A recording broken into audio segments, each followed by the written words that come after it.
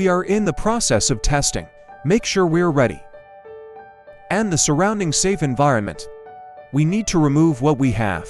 All worn gestures include rings and watches. Put them in a safe place. We'll just wear our long arm gloves. Apply some ultrasound gel to the long gloves. Today, I was tested with my left hand. The way we hold the probe in our hands, and I want to stress that again.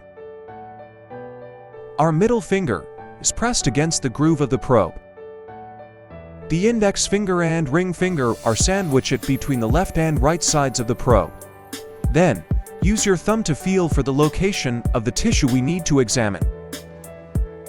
Is it the uterus or the ovaries? After we probe into the cow, when testing, always pay attention. The detection surface of the probe should be close to the inner wall of the rectum. Apply a certain amount of pressure, but not too much. What about the way we move the probe, including front, rear, left and right flips? Now we're going inside the cow.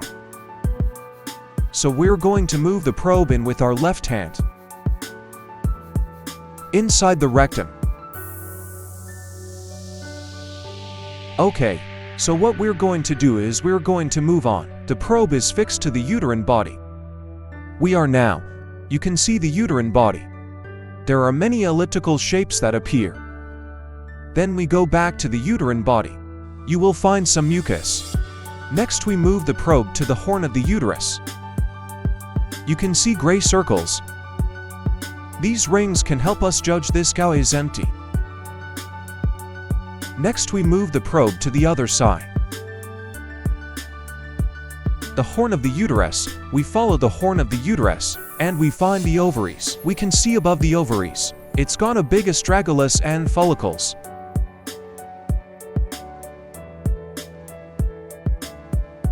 Start testing another cow. We're still holding the ox's tail in our right hand. Then the left hand enters the rectum.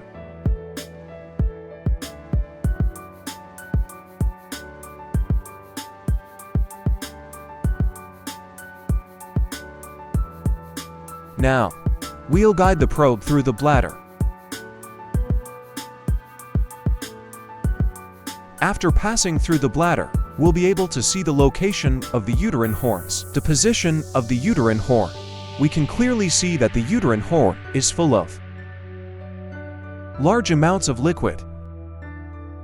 There is a white amniotic membrane in the liquid.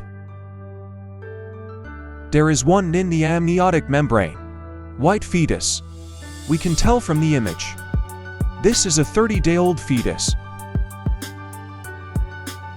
We start testing another cow. We can follow the regulations of the cattle farm. Choose to replace with a new glove, or repurpose the glove. Next we start to test. Our right hand holding the ox by the tail. Enter the cow's workplace with the probe in his left hand. We attach the probe to the horn of the cow's uterus. We can see inside the uterine horn, filled with amniotic fluid and urine. In black, there is a white amniotic membrane in the urine. There is a large amount of amniotic fluid in the amniotic membrane. There's a white colliding structure inside the amniotic fluid. This is the fetus. We move the probe from side to side. We see fetuses that don't smell. Real silver realization. We start testing another cow. We can follow the cattle boat regulations. Choose to change a glove, or repurpose the glove.